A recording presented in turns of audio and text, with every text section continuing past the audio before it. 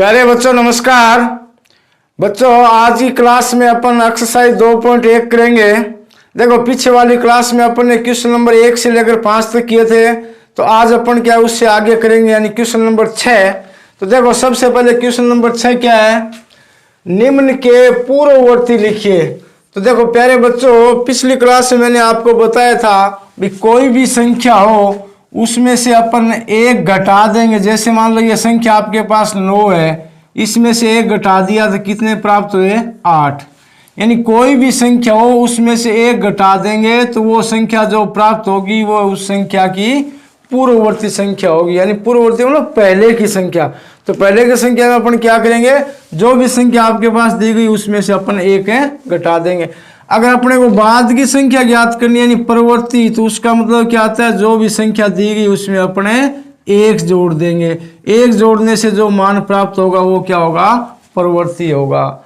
तो अब इसमें अपन इस क्वेश्चन में क्या करेंगे, निम्न के पूर्ववर्ती लिखिए। पूर्ववर्ती का मतलब जो भी आपको संख्या दी गई है उस संख्या में से अपन एक एक घटा के चलेंगे। अब देखो इसका पहला पार्ट है ए। अब इसमें संख्या दे रखी है 94, तो इसका पूर्ववर्ती अपन किस प्रकार से करेंगे, 94 में से एक घटा देंगे तो कितने आए 93 आ गए। अब देखो इसका दूसरा पार्ट है, इसमें संख्या कितनी दे रखी है आपके पास 1 0 0 0।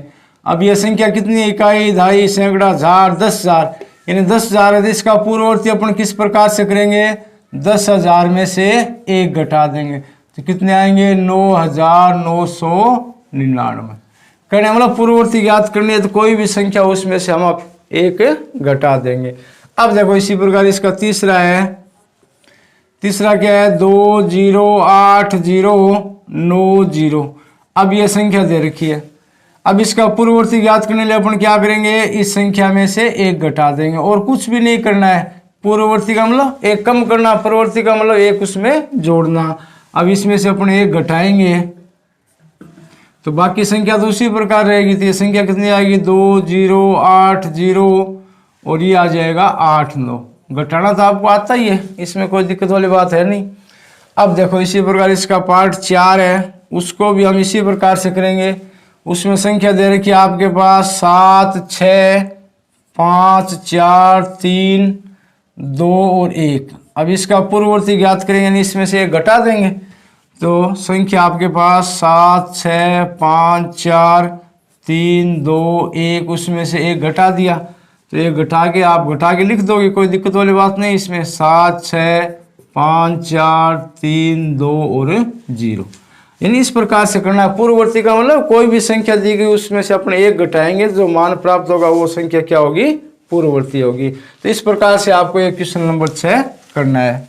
प्यारे बच्चों क्वेश्चन नंबर 7 है, संख्याओं के निम्नलिखित युग्मों में से प्रत्येक के लिए संख्या रेखा पर कौन सी पूर्ण संख्या अन्य संख्या के बाईं ओर स्थित है, इनके बीच में उपयुक्त चिन्ह यानी बड़ा छोटा का प्रयोग करते हुए इन्हें लिखिए।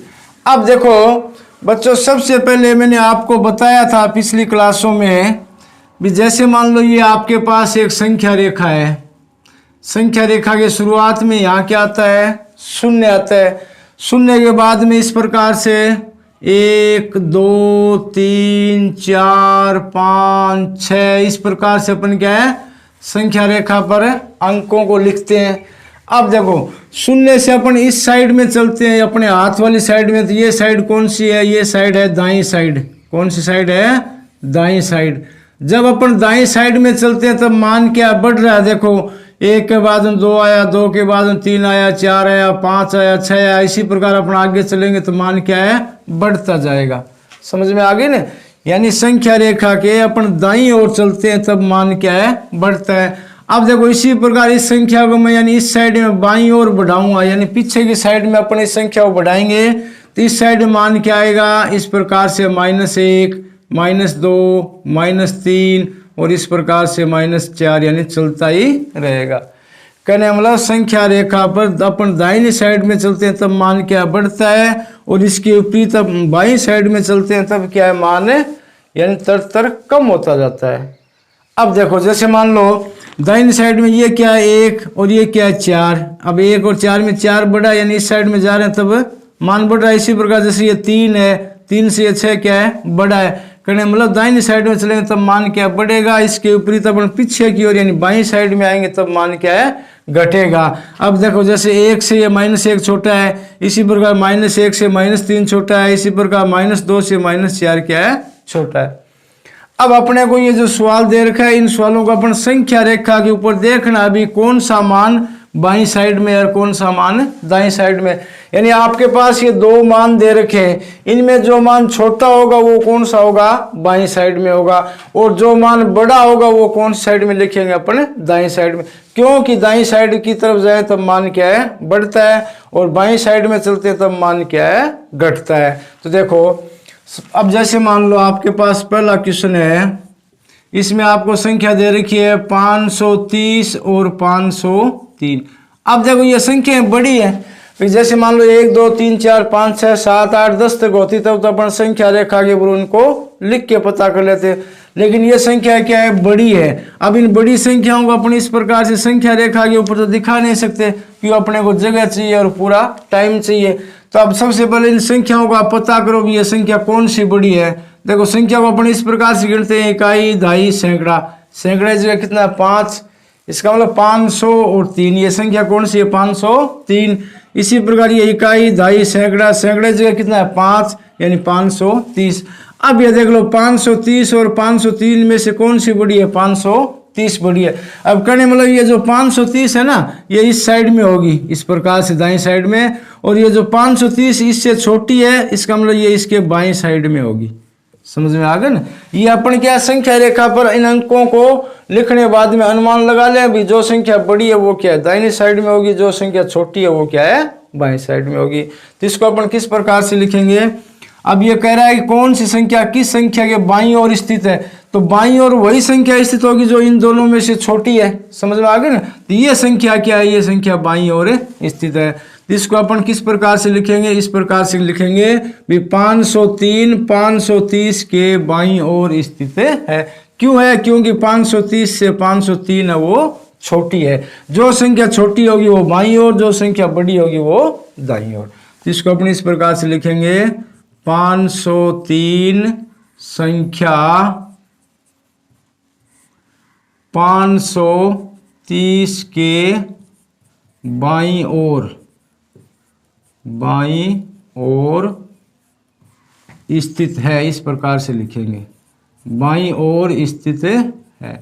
अब उसके बाद में अपन क्या करेंगे, चिन्ह लगा देंगे। अब देखो ये जो 2 चिन्ह दे रखे ना आपके पास इस प्रकार से, इन 2 चिन्हों में देखो ये जो नोक है ना, नोक जिसकी तरफ होगी ना वो संख्या छोटी होगी। समझ में आ गया ना। और ये इस प्रकार से आगे से ये जो भाग दोनों इस प्रकार से जो फैले हुए भाग है ये जिस तरफ होंगे वो संख्या क्या होगी बड़ी होगी।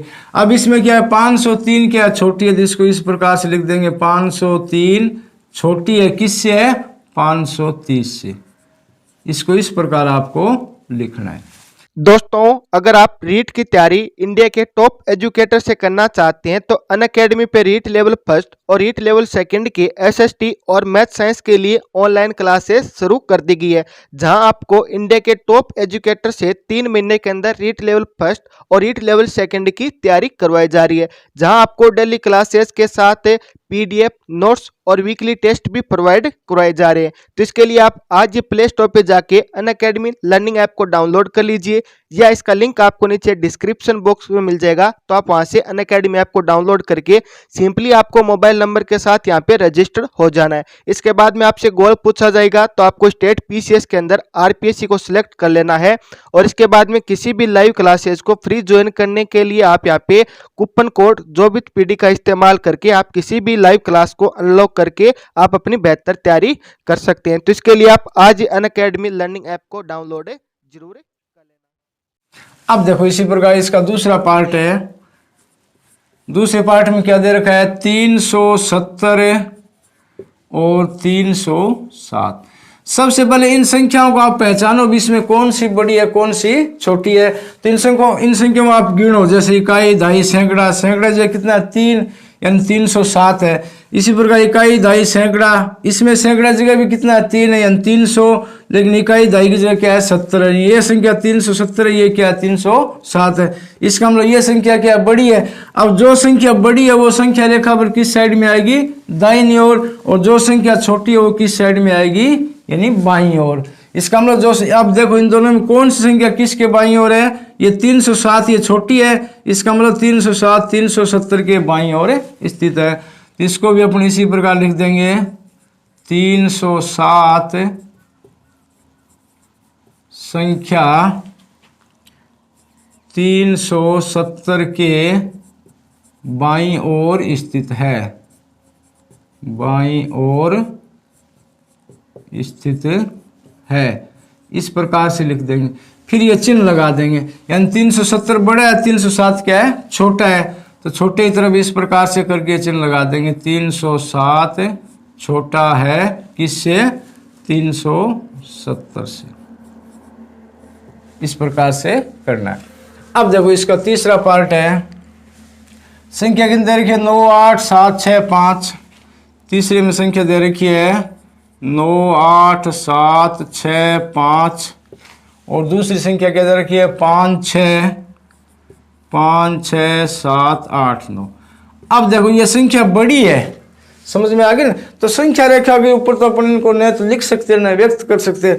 तो इन दोनों में क्या है, सबसे पहले अपने को यही अंतर करना है, ये संख्या कौन सी बड़ी है और कौन सी छोटी है। तो संख्याओं को गिन लो आप इस प्रकार से, इकाई दहाई सैकड़ा हजार 10,000। इसका मतलब ये कितने हो गए, 5 6 6 56,000 हो गए। अब ये देखो इकाई दहाई सैकड़ा हजार 10,000, अब 1000 और 10,000 की जगह कितने 9 8 है, 9 का 8 है 98,000। अब ये तो आपको पता है 98,000 56,000 से ज्यादा है, इसका मतलब 1000 में ज्यादा है, इसका मतलब यही संख्या बड़ी है। ठीक है, अब जो संख्या बड़ी है वो संख्या रेखा पर किस साइड में आएगी, दाहिनी साइड में, और जो छोटी है वो किस साइड में आएगी, बाईं साइड में। तो इसका मतलब ये संख्या छोटी है तो ये संख्या इस संख्या के बाईं ओर होगी। तो इसको अपन इस प्रकार से लिखेंगे 5 6 7 8 9 संख्या, दूसरी संख्या कौन सी है 9 8 7 6 5 के बाईं ओर स्थित है, बाईं ओर स्थित है। अब ये इस प्रकार से चिन्ह लगा दें। छोटी संख्या कौन सी, ये है, यानी 5 6 7 8 और 9 छोटी है किससे है, इससे, यानी कि 9 8 7 6 5। इसको इस प्रकार से आपको पहले लिख देना है, उसके बाद में चिन्ह के द्वारा इनको अपन दर्शा देंगे। तो ये 1 2 3 पार्ट। अब देखो चौथा पार्ट के लिए मैं इसको यहाँ से मिटा देता हूँ। अब इसमें सबसे पहले आप संख्या ये काफी बड़ी है, ठीक है ना, तो इसमें अनुमान लगाओ भी कौन सी संख्या अपने को यहाँ बड़ी है। अब देखो ये इकाई दहाई सैकड़ा हजार 10,000 लाख 10 लाख करोड़, ये संख्या कहाँ तक है, करोड़ तक है। करोड़ की जगह 1 है, इसका मतलब ये संख्या 1 करोड़ तो है। अब इसका अनुमान लगाओ, इकाई दहाई सैकड़ा हजार 10,000 लाख 10 लाख, अब ये 10 लाख तक है, इसका मतलब 9 का 8 है, कितने हो गए 98 लाख। अब ये संख्या 98 लाख है, ये संख्या 1 करोड़ है, यानी 98 लाख से 1 करोड़ है ज्यादा है, ज्यादा मतलब ये संख्या बड़ी है। अब देखो जो संख्या बड़ी है वो संख्या रेखा पर किस साइड में होगी, दाहिनी साइड में होगी, और जो छोटी है वो किस साइड में होगी, बाईं साइड में होगी। तो इसका मतलब इस संख्या से ये संख्या क्या है, छोटी है, जो संख्या छोटी है वो इसके बाईं ओर होगी। तो इसको अपन किस प्रकार से लिखेंगे, इस प्रकार से लिखेंगे 9 8 3 0 4 1 5 संख्या 1 0 0 2 3 0 0 1 के बाईं ओर स्थित है, 1 के बाईं ओर स्थित है। इस प्रकार से लिख देंगे। उसके बाद में अपन क्या करेंगे, इनको चिन्ह से और व्यक्त कर देंगे।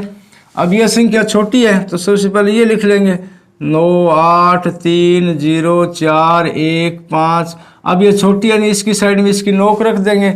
अब ये बड़ी है तो इसके आगे ये बड़ी लिख देंगे 1 0 0 2 3 1 0 0 और 1। इस प्रकार से आपको क्या है पहले लिखेंगे, उसके बाद में चिन्ह के द्वारा इनको दर्शाएंगे। तो ये आपका क्वेश्चन नंबर 7 हो गया। प्यारे बच्चों, क्वेश्चन नंबर 8 है, निम्न कथनों में से कौन से कथन सत्य है और कौन से कथन असत्य है। अब देखो, पहला है शून्य सबसे छोटी प्राकृतिक संख्या है। तो देखो, जब ये अपन ने टॉपिक शुरू किया उसमें सबसे पहले मैंने आपको संख्याओं के बारे में बताया था, कौन सी संख्या प्राकृतिक संख्या है, कौन संख्या पूर्ण संख्या है। इन दो संख्याओं के बारे में मैंने आपको डिटेल से बताया था। तो देखो, वही चीज इसमें आएगी सब में। अब पहला क्या है, शून्य सबसे छोटी प्राकृतिक संख्या है। तो प्राकृतिक संख्या के बारे में मैंने आपको क्या बताया था, इसको अपन कैपिटल N से लिखते हैं या प्रकट करते हैं। और ये संख्या कौन सी होती है, जो 1 से शुरू होती है, इस प्रकार से 1 2 3 4 5 और इस प्रकार से चलती रहेंगी अनंत तक।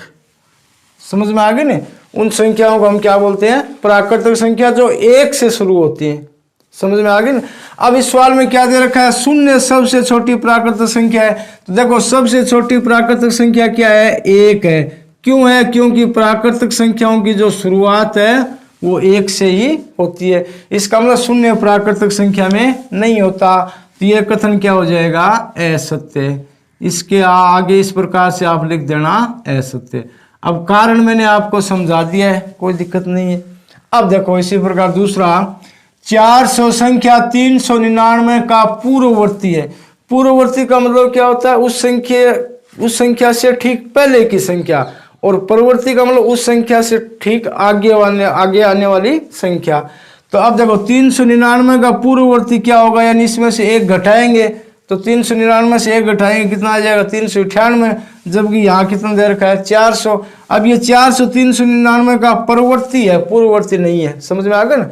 इसका मतलब ये कथन भी क्या है, असत्य होगा, असत्य। अब देखो तीसरा, शून्य सबसे छोटी पूर्ण संख्या है। तो पूर्ण संख्या का जो संग्रह होता है या जो समूह होता है उसको हम किससे लिखते हैं, अंग्रेजी के W से लिखते हैं। अब पूर्ण संख्या होती क्या है, जो 0 से शुरू होती है, इस प्रकार से 0 1 2 3 4 5 और इस प्रकार से क्या है, अनंत तक चलती रहेगी। वही तो होती है पूर्ण संख्या। समझ में आ गया ना। अब देखो, इसमें क्या दे रखा है, शून्य सबसे छोटी पूर्ण संख्या है। तो शून्य पूर्ण संख्या में शून्य आता है, यानी सबसे पहले शुरुआत पूर्ण संख्या कहाँ से होती है, शून्य से होती है। इसका मतलब यह कथन क्या है, सत्य है। तो इसके आगे अपन क्या लिख देंगे, सत्य है। अब देखो, चौथा है, 600 संख्या 599 का परवर्ती है। परवर्ती का मतलब उससे ठीक आगे आने वाली संख्या। आगे आने वाली संख्या मतलब उसमें 1 जोड़ देंगे। तो देखो, 599 में 1 जोड़ेंगे, कितना आएगा, 600 आएगा। इसका मतलब ये कथन क्या है, सत्य है, बिल्कुल सही है। इसके आगे अपन ने सत्य लिख दिया। अब देखो, सभी प्राकृतिक संख्याएं पूर्ण संख्याएं होती हैं। अब ये आप समझो, सभी प्राकृतिक संख्याएं पूर्ण संख्याएं होती हैं। अब देखो, प्राकृतिक संख्याएं कौन सी होती हैं, जो 1 से शुरू होती हैं, 1 2 3 4। पूर्ण संख्या कौन सी होती है, जो 0 से शुरू होती है। अब देखो, ये जो संख्या 0 से शुरू हो रही है, 0 के बाद में इसमें क्या आ रहा है आगे, 1 2 3 4 5। अब ये 1 2 3 4 5 क्या, यही तो है प्राकृतिक संख्या। समझ में आ रहा है ना। कहने मतलब जो पूर्ण संख्याओं का जो संग्रह होता है, समुच्चय होता है, उसमें प्राकृतिक संख्याएं होती है। समझ में आ गया। अगर इसके विपरीत देखें ना, तो प्राकृतिक संख्या में पूर्ण संख्या नहीं होती है। क्यों नहीं होती, क्योंकि पूर्ण संख्या 0 शुरू हो रही है। अब 0 प्राकृतिक संख्या में है नहीं, ठीक है। और ये जो प्राकृतिक संख्या वो 1 से शुरू होती है, तो पूर्ण संख्या में 1 है। इसका मतलब जो प्राकृतिक संख्या वो पूर्ण संख्या होती है। तो ये कथन क्या है, सभी प्राकृतिक संख्याएं पूर्ण संख्या होती है। ये कथन है सत्य। अब देखो, सभी पूर्ण संख्याएं प्राकृतिक संख्याएं। अब ये असत्य, अभी मैंने आपको बताया था सभी पूर्ण संख्याएं। अब पूर्ण संख्या क्या है, 0 शुरू हो रही है। अब 0 प्राकृतिक संख्या में है नहीं। इसका मतलब जो भी पूर्ण संख्या वो प्राकृतिक संख्या नहीं होगी। तो ये कथन क्या हो जाएगा, असत्य हो जाएगा। प्यारे बच्चों, इससे आगे वाला देखो, क्वेश्चन नंबर 8 का आगे वाला है, 2 अंकों की पूर्ण संख्या का पूर्ववर्ती 1 अंक की संख्या कभी नहीं हो सकती। अब देखो प्रश्न क्या आ रहा है, 2 अंकों की पूर्ण संख्या। जैसे मान लो 2 अंकों की पूर्ण संख्या आपके पास 10 है, 2 अंकों की पूर्ण संख्या है। अब ये क्या कह रहा है कि 2 अंकों की पूर्ण संख्या का पूर्ववर्ती, पूर्ववर्ती का मतलब अपन इसमें से 1 घटाएंगे, तो 10 में से 1 घटाएंगे, कितने बचा? 9। पूर्ण संख्या का पूर्ववर्ती एक अंक की संख्या कभी नहीं हो सकती। अब देखो ये एक अंक की संख्या आई अपने पास, भी कहने मतलब है 2 अंकों की कोई भी पूर्ण संख्या है उसमें से अपन 1 घटाएंगे तो कितना बच रहा है? 9 बच रहा है। इसका मतलब एक अंक की संख्या है ये। और ये सवाल क्या कह रहा है कि एक अंक की संख्या कभी नहीं हो सकती, इसका मतलब ये क्या हो जाएगा? असत्य है। इसके आगे आप क्या लिख दोगे? असत्य। अब देखो इससे आगे वाला, एक सबसे छोटी पूर्ण संख्या है, तो पूर्ण संख्या तो कौन सी होती है? सबसे छोटी शून्य होती है, क्योंकि पूर्ण संख्या की जो शुरुआत है वो शून्य से होती है। इसका मतलब ये कथन क्या हो गया? असत्य। इसके आगे इस प्रकार आप लिख दोगे असत्य। अब देखो आगे वाला आई पार्ट है, प्राकृतिक संख्या 1 का कोई पूर्ववर्ती नहीं होता। पूर्ववर्ती का मतलब है उसमें से अपन 1 घटाते हैं, तो प्राकृतिक संख्या कौन सी होती है? जो 1 से शुरू होती है। अब इसमें पूछा भी यही है कि प्राकृतिक संख्या 1 का कोई पूर्ववर्ती नहीं होता, कहने वाला प्राकृतिक संख्या 1 है, उसमें से अपन 1 घटाएंगे तो क्या बचेगा? 0 बचेगा। अब 0 क्या? एक पूर्ण संख्या है। इसका मतलब ये कथन भी क्या है? असत्य है। तो इसके आगे अपन क्या लिख देंगे? असत्य। अब देखो आगे वाला पार्ट है, पूर्ण संख्या 1 का कोई पूर्ववर्ती नहीं होता। पूर्ण संख्या 1, अब 1 का कोई पूर्ववर्ती नहीं होता, तो 1 में से अपन 1 घटाएंगे तो क्या बचेगा? 0 बचेगा। क्या बचेगा? 0। अब 0 क्या है? यह पूर्ण संख्या है। समझ में आ गया ना? यानी पूर्ण संख्या 1 का कोई पूर्ववर्ती नहीं होता, तो पूर्ण संख्या 1 का पूर्ववर्ती होता है, क्या होता है? 0। इसका मतलब ये कथन भी क्या है? असत्य है। यानी पूर्ण संख्या जो 1 है उसका पूर्ववर्ती 0 यानी 0 होता है, जो एक खुद पूर्ण संख्या है। अब देखो इससे आगे वाला, पूर्ण संख्या 13 संख्याओं 11 और 12 के बीच स्थित है। अब देखो 11 और 12 के बीच थोड़ी आती है 13, 13 तो 11 12 उसके बाद में आती है। इन दोनों के बीच में तो 13 नहीं आती, इन दोनों के बीच में तो क्या आ जाएगा? 11.5 आएगा। समझ में आ गया ना? इसका मतलब ये कथन भी क्या है? असत्य है। इससे आगे वाला, पूर्ण संख्या 0 का कोई पूर्ववर्ती नहीं होता। यह बिल्कुल सत्य है, क्यों? 0 में से 0 घटाएंगे कुछ नहीं है, ये मान तो वही 0 ही आएगा। इसका मतलब पूर्ण संख्या 0 का कोई पूर्ववर्ती नहीं होता। ये बात क्या है? सत्य है। इसके आगे आप क्या लिख दोगे? सत्य। अब देखो इसका आखिरी, 2 अंकों की संख्या का परवर्ती सदैव 2 अंकों की एक संख्या होती है। अब 2 अंकों की संख्या, अब मान लो जैसे कोई भी 2 अंकों की संख्या है, उसका परवर्ती का मतलब अपन उसमें 1 जोड़ेंगे, यानी उससे आगे वाली संख्या। तो देखो 2 अंकों की संख्या, जैसे मान लो मैं आपके पास 99 लिखता हूं, ये 2 अंकों की संख्या है, ठीक है। अब इसका अपन परवर्ती निकालें, यानी इसमें 1 जोड़ेंगे तो कितना हो जाएगा? 100। अब देखो 100 में 1 2 3 अंक आ गए, 100 में कितने आ गए? 3 अंक। अब ये कथन क्या कर रहे हैं कि 2 अंकों की संख्या का परवर्ती सदैव 2 अंकों की एक संख्या होती है। तो 2 अंकों की संख्या कहाँ हुई है? क्योंकि अपन 99 में 1 जोड़ा तो 3 अंकों की संख्या अपने पास प्राप्त हो गई। समझ में आ गया ना? अब बाकी जो संख्या है ना, जैसे मान लो ये है 70 है, अब इसमें अपने 1 जोड़ेंगे तो 70 1 71 होगा, यानी ये तो अपने पास 2 ही अंकों की आ गई। लेकिन एक संख्या ये भी है 99, अब इसमें 1 जोड़ेंगे तो अपने क्या प्राप्त हो जाएगी? 3 अंकों की संख्या प्राप्त हो जाएगी। तो यानी ये दिया हुआ कथन ये भी क्या है? असत्य है। इसके आगे इस प्रकार से आप लिख दोगे असत्य। इस प्रकार से इन प्रश्नों को समझ के आपको सिर्फ एक लाइन में उत्तर देना, अभी कौन सा सही है कौन सा गलत है, लेकिन उसके लिए आपको क्या इन बातों को समझना जरूरी है। भी ये कथन सत्य क्यों है और असत्य क्यों है। तो इस प्रकार से ये आपकी जो टॉपिक है 2.1 वो आज अपन ने पूरा कर लिया। अब अपन आगे वाली क्लास में इससे आगे वाली एक्सरसाइज है वो स्टार्ट करेंगे। तब तक के लिए नमस्कार।